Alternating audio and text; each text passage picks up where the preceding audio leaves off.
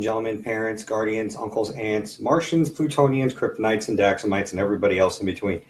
How you doing? I'm Mr. DeRiggi. It's me. It's Mr. D.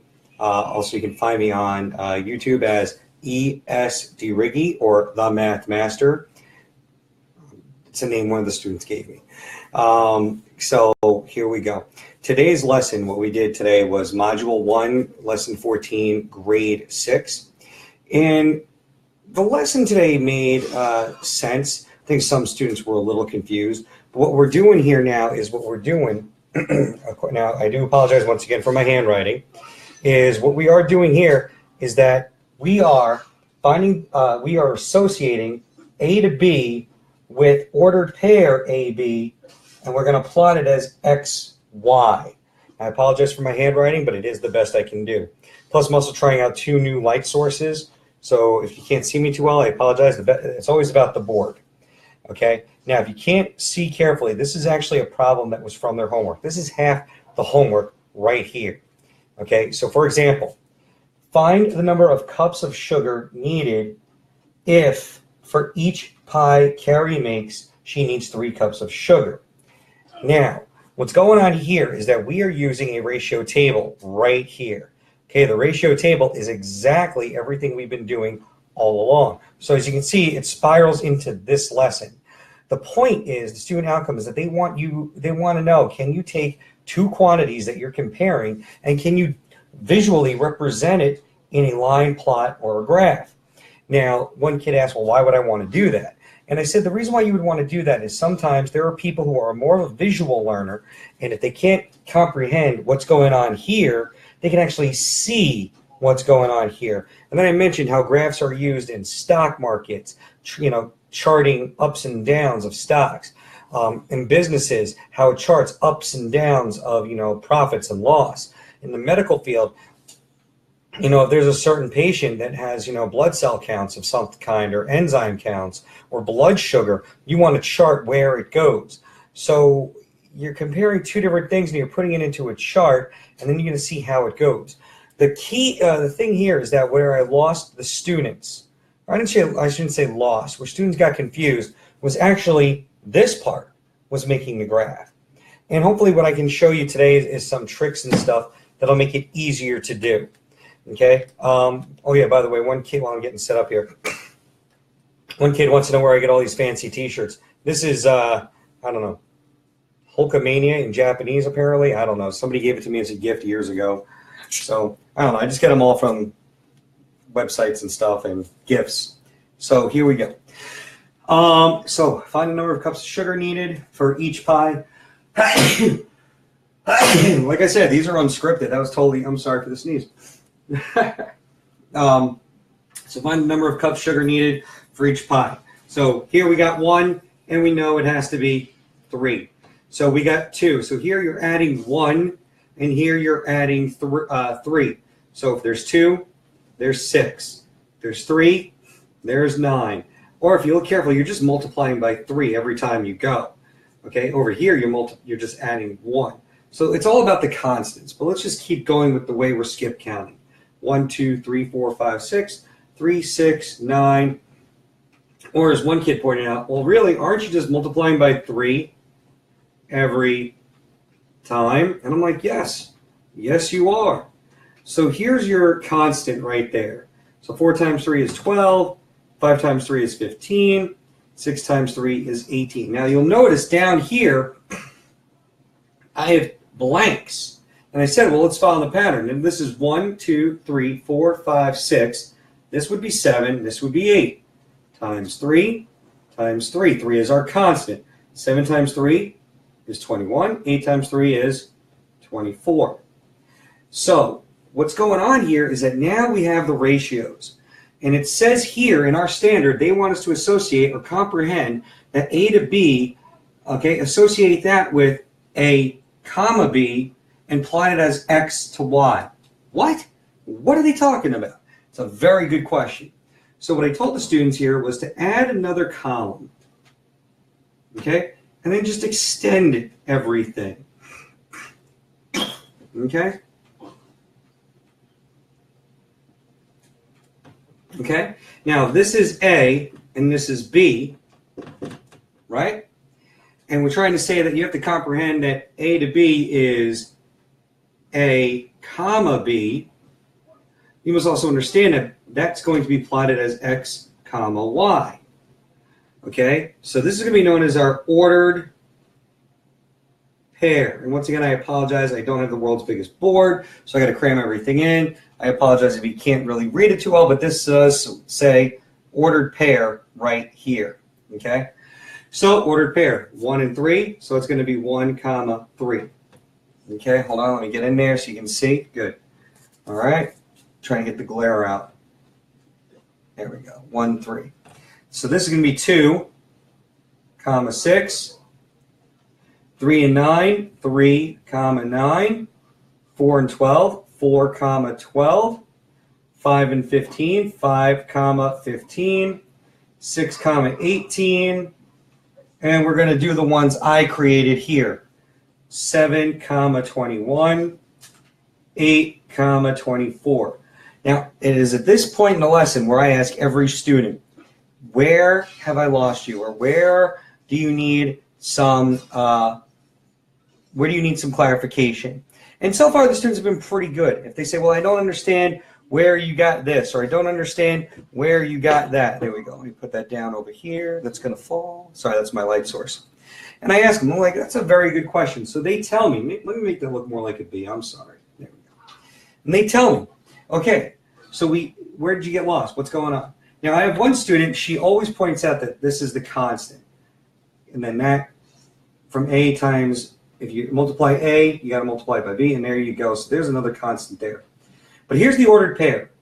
Okay, here's the ordered pair. Now we have to plot that here. And this is where I did lose some students. Let me bring my light source over here. There we go. And I did lose some students here. And the problem is that they did everything here correctly. I would say that was 100% understood today. And so over here, when we were making the graph, we got lost. Now, the one thing I point out is that X and Y. Y always goes vertical, just like that. And X goes like this. It's the one that goes, it makes the cross, it goes across. So A is going to be our pies. B is sugar, X and Y. So if A is X and B is Y, that must mean that pies is going to go down here and sugar is going to go here. Now I do my labels like this. Okay? I go vertical like that. You don't have to do it my way. You can put cups of sugar. I just like it like this because it makes more sense to me. Now, every graph always starts with 0, and I used to do a 0 like this, so you know that that's 0 and 0. Now, the weird part about a graph is this, is that the students have played Battleship. The students have done their times table charts where it's like, oh, they follow here and they go here, and that's where they meet. I don't understand why sometimes students get confused with making a graph. Now, what I tell them to do is, let's look carefully. Just do one quantity and one value at a time. So let's look at pies. Now, the pies go 1, 2, 3, 4, 5, 6, 7, 8. So let's look how many lines across they give us. Because we don't have to go. You could, but you don't have to go 1, 2, 3, 4, 5, 6, 7, 8. If you want to spread it out and make it easier to read, you can. The intervals just always have to be the same. And I lost some students with that, but I think other students picked up on it during math lab and they fixed it. So let's take a look. 1, 2, 3, 4, 5, 6, 7, 8, 9, 10, 11, 12, 13, 14, 15, 16, 17, 18, 19. So I got 19 lines going across. I got, I'm doing the original 6. So that must mean I can go every 3. So 1, 2, 3, 1. 1, 2, 3, 2. 1, 2, 3, 3. 1, 2, 3, 4. 1, 2, 3, 5, 1, 2, 3, and 6. Now, I know this is a handmade graph, but you can see that the intervals are 1, 2, 3, 1, 2, 3, 1, 2, 3, 1, 2, 3, 1, 2, then 3, 1, 2, then 3. We're good. So that spreads out our data. It makes it more appeasing to the eyes and easier to see and understand. Now, let's go upwards. Now, according to the original 6, I got to get an 18. 1, 2, 3, 4. Let me do that again. See, even I lose track. 1, 2, 3, 4, 5, 6, 7, 8, 9, 10, 11, 12, 13, 14, 15, 16, 17, 18, 19, 20, 21, 22, 23, 24, 25, 26, 27, 28, 29, 30. Now, you could, and if you are a beginner or a novice making graphs, I would do it this way. You can number them all up by ones. What I was trying to do today with the kids, give it a little bit more of a advanced 7th grade mentality, is I was going like this. 1, 2, 3, 4, 5, 6, 7, 8, 9, 10, 11, 12, 13, 14, 15, 16, 17, 18, 19, 20, 21, 22, 23, 24, 25, 26, 27, 28, 29, and 30. The reason why I did it like this is that if you're in the business world or you're in the medical field or a scientist or you've worked with graphs before, not all the time do they do this. Look at your FPL bill. If you go to your FPL bill and you go to your energy dashboard and you look at the daily use, you'll see money here and then hours down here. And you'll see that they don't go like 0, 1, 2, 3, 4, 5, 6, 8, 9, 10. They go like 10, 20, 30, 40, or in some cases, in our house, it goes like $1, $2, $3, $4. So then they don't put all the intervals in between. So this is just another way of spacing it out so it looks good to the eyes and it's easier to see. However, I'm going to say this again. If you are a novice and you want to do every single one of these, so if you want to put 1, 2, 3, 4, you can. But you got to understand, you got to be very careful on how you number this all the way up and then when you go across. Now you're just going to follow the ordered pair here. And this is where I still had some kids get a little confused. And I'm sitting there, I'm like, didn't you do this in 4th grade? Didn't you do this in 5th grade? Heck, did you even do it in 3rd grade? Oh, there's my red marker. Okay? So all you got to do then is, remember, it goes X and then Y. And then I show them that there is a pattern where they don't even have to keep track. Because if you look at this, this can be rough on the eyes. And there are some students that have difficulty with vision and visuals. So they would miscount by mistake, and then, well, I'm just going to put it in anyway and see whatever grade I get. Don't do that. Don't do that. Do this very easy. Watch. So the first one is 1 to 3. So you're going to 1, and then you're going up 3. 1, 2, 3. See if that shows up. Yeah, I'm sorry, my shoulder hit that. But then I had some kids go, well, mister, what about these lines? What I said is before is that if we have enough lines to go across, we can make intervals. So this is really 1/3, 2/3, 3/3. Because I went 1, 2, 3. Once again, if you just want to go 1, 2, 3, 4, 5, 6, you can. But then you got to understand your graph at work is going to be right here. By doing like this, you can see it more and make it more spread out. Next one is 2, 6. 2, then up 6. 1, 2, 3, 4, 5, 6. Right here. But I could have followed 5 to 2 and know that 6 is one more. Okay? Now I'm starting to see a pattern here. Watch this. So let me go to 3 and 3 to 9. 3, oh, there's 10. So let me go to 10. Okay, there's 3, but I'm not going to mark it at 10 because my ordered pair is 3, 9. And I know 9 is less than 10, so I'm going to go down 1. Now, if this graph was made correctly, you would definitely see a pattern or it'd be a little bit better, but I had to do this all by hand. So watch carefully. Count the lines. 1, 2, 3. 1, 2, 3. 1, 2, 3. 1, 2, 3. Now, if I follow this pattern, watch this. 1, 2, 3. That's my 4. 1, 2, 3. Now, let me trace this over. Oh, look at that. 10, 11, 12. Is 4, 12? 4 to 12. So I showed the kids that if you have a hard time knowing that, like, for example, 5 and 15, 5 and 15, see where they meet, just do the pattern. If you notice, 1, 2, 3, 1, 2, 3. 1, 2, 3, 1, 2, 3, 1, 2, 3, 1, 2, 3, 1, 2, 3, 1, 2, 3. That's 15, and that's 5. And there it is, 5/15. I mean 5 and 15. 1, 2, 3, 1, 2, 3. And that'll take me to my 6. And then I kind of told the kids, I'm like, let's kind of extrapolate. Okay, well, mister, it ends here. But we can keep going up, and we can kind of guess where it would be if I went further. So since we're going up and up, I'm going to try this.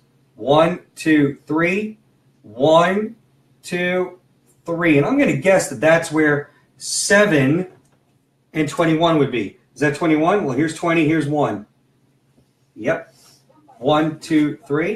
And I'm going to guess it would be like up to here. And that would be 24. Yep. And then I just follow the line from 0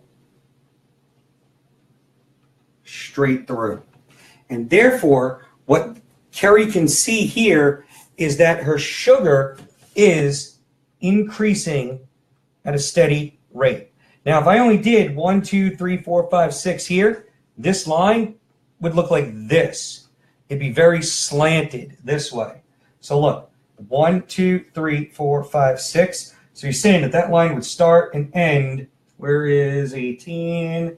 So it would look like this from here to here. A very short and steep line. This breaks it out a little bit more and kind of gives us an idea of where to go and how to do this. Now, what I'm going to do here is look at the second part of this question. And the second part of the question states, hold on, create a double number diagram to create a double number line diagram to show the relationship. Okay, so let's create a double number line. Let me erase this because this was just extra stuff. Double number line to show the relationship. Sorry, I'm just grabbing my different color markers. Here we go. I can do that over here. Double number line. There's 1. There's 2. For double. There we go. And that's always 0 because you start with 0. And then I had some students go, but mister, when you did double number lines last week, you didn't start with 0. And I said, that was because when we did the double number line before, we did like a section in between 4 and 5. You know, like we did a section here.